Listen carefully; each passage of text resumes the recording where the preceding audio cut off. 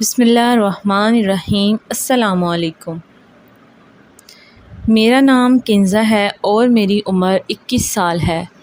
جب میں بہت چھوٹی تھی میرے ماں باپ اس دنیا سے رخصت ہو گئے۔ میں اکلوتی ہی تھی۔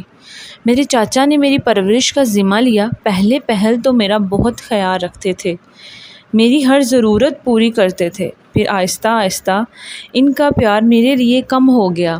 پھر میں ان کے لیے بوجھ بن گئی۔ میرا اسکول چھڑا کے مجھ سے چچی سارا دن کام لیتی اور ان کے بچے اسکول جاتے۔ میں پہلے تو بہت روتی، پھر صبر آ گیا۔ میں نے رونا دھونا چھوڑ دیا اور گھر کے کام کرتی۔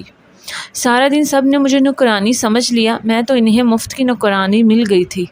پھر ایک دن مجھے پتہ چلا چاچا میری شادی کر رہے ہیں۔ میں حیران ہو گئی، چاچا میری شادی کیوں کرنا چاہتے ہیں اور میری شادی سے اتنا خوش کیوں ہیں؟ میں ان کی مفت کی نوکرانی ہوں، انہیں میری شادی کر کے کیا ملے گا؟ پھر میں خاموش ہو گئی۔ میرا خیال تھا شادی کے بعد میری اس جہنم سے جان چھوٹ جائے گی۔ شادی والے دن جب میرا شوہر کمرے میں داخل ہوا، نشے میں چور تھا، میں اسے دیکھ کے ڈر گئی اور خود میں سمٹ گئی۔ جھٹکا تو مجھے تب لگا جب اس نے میرے بالوں سے پکڑ لیا اور مجھے مارنے لگا، اور میں روتی ہوئی اپنا گناہ سوچنے لگی۔ مجھے کس کی سزا مل رہی ہے؟ چاچا کے گھر باتوں سے وار کر کے مجھے زخمی کیا جاتا، ذہنی طور پر مجھے مارا جاتا، پر یہاں تو مجھے جسمانی طور پر بہت اذیت دی جانے لگی۔ میں خاموش ہو جاتی اور سوچنے لگتی، آخر چاچا نے میری شادی اس شخص سے کیوں کی ہے؟ میں اپنے شوہر کے کپڑے استری کر رہی تھی جب اچانک دروازہ کھول کر کمرے میں آئے اور مجھے بالوں سے پکڑ کر میرے ہاتھ پہ استری رکھ دی۔ میں درد سے بلبلا اٹھی، میری آنکھوں سے آنسو گرنے لگے اور غصے میں بولے، یہ رونے والا ڈرامہ میرے سامنے مت کیا کرو، میں تم جیسی عورتوں کو اچھی طرح جانتا ہوں۔ میں حیران ہو گئی، وہ مجھے عورت کہہ رہا تھا اور اس کے کہنے کا مطلب میں نہ سمجھ سکی۔ وہ کیسی عورت مجھے سمجھ رہا ہے؟ میں بھی اپنے اوپر ہونے ظلم کے بارے میں پوچھنے ہی لگی تھی کہ وہ غصے میں وہاں سے چلا گیا۔ میرے ہاتھ پر جلن ہونے لگی، میں اس سے کچھ پوچھنے لگتی، میری ہمت جواب دے جاتی۔ شادی کو کئی سال گزرنے کے بعد بھی میں نے اس شخص کے لبوں پر مسکراہٹ نہ دیکھی۔ مجھے حیرت ہوتی، یہ شخص ایسا کیوں ہے؟ اس سے لڑکیوں سے اتنی نفرت کیوں ہے؟ پر میں کبھی پوچھ نہ سکی۔ جب بھی آتا مار پٹائی کر کے نہ جانے کہاں چلا جاتا اور میں اپنی قسمت کو بیٹھ کے روتی رہتی۔ میں رات کے وقت گارڈن میں بیٹھی ہوئی تھی کہ اچانک آ کر مجھ پر چلانے لگا، یہاں کیوں بیٹھی ہو؟ رات کے وقت اس وقت کس کا انتظار کر رہی ہو؟ میں تم جیسی عورتوں کو اچھی طرح جانتا ہوں، تم آج گلی میں کیوں گئی تھی؟ تم جیسی عورتیں بڑی تیز ہوتی ہیں، لڑکوں کو اپنی ادائیں دکھا کر پھنسا لیتی ہیں۔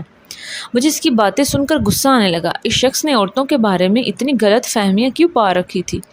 ہر وقت عورت کی برائی، ہر وقت مجھے برا بھلا کہتا اور میں اس سے دیکھتی رہ جاتی۔ گلے میں آنسو کا پھندا اٹکا ہوا تھا اور مجھے بازو سے پکڑ کر اندر لے آیا اور مجھے بیڈ پر پھینکا اور بری طرح مارنے لگا۔ میرے تو آنسو بھی خشک ہو گئے رو رو کر۔ وہ وہیں آرام سکون سے سو گیا اور میں اپنے زخموں پر مرہم لگانے لگی۔ اس شخص کو بہت سکون ملتا مجھے مار کر، اور میں یہی سوچتی کیوں اتنی نفرت کرتا ہے یہ شخص۔ پوری رات یوں ہی جاگتے جاگتے گزر گئی، نیند تو کوسوں دور تھی۔ صبح ہوئی، صبح طبیعت خراب ہوگی، مجھے لگا رات جاگنے کی وجہ سے خراب ہے۔ میں معمول کے مطابق کام لگی رہی۔ رات کے وقت میرا شوہر گھر آیا، میں نے اس کے آگے کھانا رکھ دیا اور وہ غصے میں بولا، یہ جب بھی میں گھر آتا ہوں سامنے کھانا رکھ دیتی ہو اور کوئی کام نہیں ہے، میں کوئی گھر میں کھانا کھانے آتا ہوں؟ وہ غصے میں بولا۔ میں نے پہلے دفعہ اس کے سوال میں جواب دیا، کھانے کے علاوہ مارنے بھی آتے ہیں، پر میرے خیال میں بھی نہیں تھا اس شخص کو میری بات پر اتنا غصہ آئے گا۔ اس نے کھانے والی ٹرے صحن کے درمیان میں پھینک دی۔ میں ہکا بکا اس سے دیکھنے لگی، وہ شخص اب میرا حال بگاڑنے والا ہے۔ وہ غصے میں میری طرف قدم بڑھانے لگا، میرا سر چکرایا اور میں زمین بوس ہو گئی۔ اس کے بعد جب میری آنکھ کھلی تو میں کمرے میں موجود تھی۔ ڈاکٹر میرے شوہر کو کوئی ہدایت کر رہی تھیں، ان کا بہت زیادہ خیال رکھنا ہے، اس حالت میں ان کے لیے کوئی بھی ٹینشن ٹھیک نہیں۔ میں سوالیہ نظروں سے اپنے شوہر کو دیکھنے لگی، پر ڈاکٹر نے جو اگلی بات کی مجھے ساری صورتحال سمجھ آ گئی۔ ڈاکٹر کہہ رہی تھی اگر کوئی ٹینشن دی تو اس کے ساتھ ساتھ ان کے بچے کی جان بھی خطرے میں ہوگی۔ ڈاکٹر کی بات سن کر میرے لبوں پر مسکراہٹ آ گئی اور میں اپنے شوہر کو دیکھنے لگی۔ میں نے پہلی دفعہ اس کے چہرے پر غصہ نہ دیکھا، مگر غصہ نہیں تھا تو مسکراہٹ بھی نہیں تھی۔ بس وہ خاموشی سے ڈاکٹر کی بات سن رہا تھا۔ تھوڑی دیر بعد ڈاکٹر چلی گئی تو وہ بھی باہر چلا گیا اور مجھ سے کوئی بات نہ کی۔ میری مسکراہٹ ایک دم سمٹ گئی اور میں بلا وجہ اپنے ہاتھ دیکھنے لگی۔ میرے ہاتھوں کی لکیروں میں شاید کوئی خوشی کی لکیر ہی نہیں تھی۔ میں نے اپنے گرنے والے آنسو صاف کیے اور سوچنے لگی چاچا کے گھر میں اور اس گھر میں کتنا فرق تھا۔ کچھ زیادہ فرق نہیں تھا۔ مجھے یہ جاننا تھا چاچا نے میری اس سے شادی کیوں کی۔ جو شخص عورت ذات سے اتنی نفرت کرتا ہے وہ اتنی نفرت کیوں کرتا ہے؟ میں پوچھتی بھی کس سے؟ میں نے تو کسی کو جانتی تک نہیں تھی۔ کون مجھے بتاتا اس شخص کے بارے میں؟ یہ تو تنہا ہے، نہ اس کی کوئی ماں، نہ باپ، نہ بہن، نہ بھائی، صرف ایک یہ ظالم شخص۔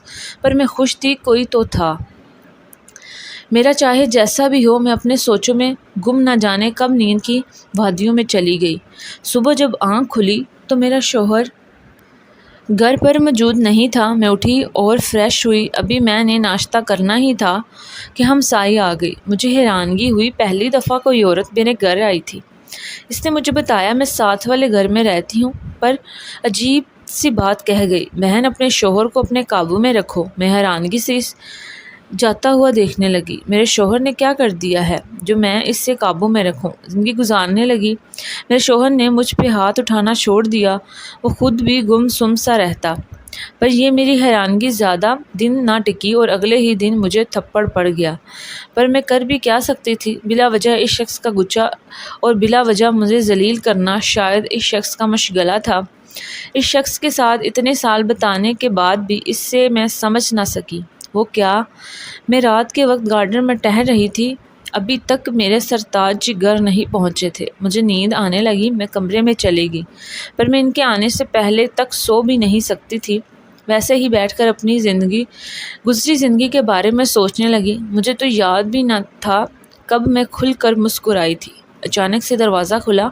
مجھے لگا میرے شوہر آ گئے ہیں۔ میں بمشکل بیڈ سے اٹھی، مگر سامنے کسی انجان شخص کو دیکھ کر میرے رونگٹے کھڑے ہو گئے اور میں ڈر کر کمرے کی ساری لائٹس آن کر دی۔ وہ پہلے تو مجھے غصے میں دیکھتا رہا۔ اس کی آنکھیں لال سرخ تھیں۔ اچانک اس کا غصہ غائب ہونے لگا اور وہ پیچھے قدم کرتا کمرے سے باہر نکلا۔ میں بھی اس کے پیچھے گئی اور وہاں بنار کے ہی چلا گیا۔ اسی دوران میرا شوہر میری طرف آیا۔ اس سے پہلے میں کچھ پوچھتی وہ مجھ سے پوچھنے لگا یہ کون تھا؟ اس کے چلا کر پوچھنے پر مجھے اپنی جان جاتی ہوئی محسوس ہوئی۔ میں نے نفی میں سر ہلا کر کہا میں نہیں جانتی، مگر اس شخص نے اتنے زور سے تھپڑ رسید کیا، میری آنکھوں کے سامنے اندھیرا چھا گیا اور وہ چلا چلا کر مجھے برا بلا کہنے لگا۔ شاید وہ ہوش میں نہیں تھا، مجھے بری طرح مارنے لگا۔ اس نے مجھے بولنے کا موقع ہی نہ دیا اور خود ہی بولتا گیا، تم جیسی لڑکیوں کے نہ جانے کتنے یار ہوتے ہیں اور نہ جانے کس کس سے چکر چلایا ہوگا تم نے۔ اس نے مجھے بازو سے پکڑ کر گھر سے باہر نکال دیا اور غصے میں کہا اس گھر کے دروازے ہمیشہ کے لیے تمہارے لیے بند ہو گئے ہیں، جہاں مرضی جاؤ۔ بلکہ کہاں جاؤ گی؟ اپنے اسی یار کے پاس جاؤ گی۔ اس نے یہ کہہ کر میرے منہ پہ دروازہ بند کر دیا۔ میں بے بسی سے روتی رہی، دروازہ کھٹکھٹاتی رہی، پر دروازہ نہ کھلا اور نہ ہی میرے لیے کھلتا تھا۔ میں سڑکوں پر در بدر پھرنے لگی۔ کہاں جا سکتی تھی؟ چاچا کے گھر بھی نہیں جا سکتی تھی، کیونکہ اس گھر میں جانے سے اچھا میں مر جاتی۔ پر میں اپنے ساتھ ساتھ ایک ننھی سی جان کو نہیں مارنا چاہتی تھی۔ پھر ایک رات وہ ننھی سی جان اس دنیا میں آ گئی۔ میں اس کا اور اپنا پیٹ پالنے کے لیے سارا دن لوگوں کے آگے ہاتھ پھیلا کر بھیک مانگتی، لوگوں کی ٹھوکریں کھاتی۔ میرا بیٹا سارا دن روتا اور میں اس سے دیکھ کر نہ جانے کس کرب سے گزرتی۔ میں روز جی جی کر مرتی، مجھے اپنی سانسیں بوجھ نکلنے لگتی۔ میں اپنے بیٹے کو سینے سے لگائے سڑکوں پر پھرتی اور اس شخص کو بددعائیں دیتی۔ نہ جانے وہ کون تھا اور کیوں مجھے اس طرح برباد کر گیا تھا۔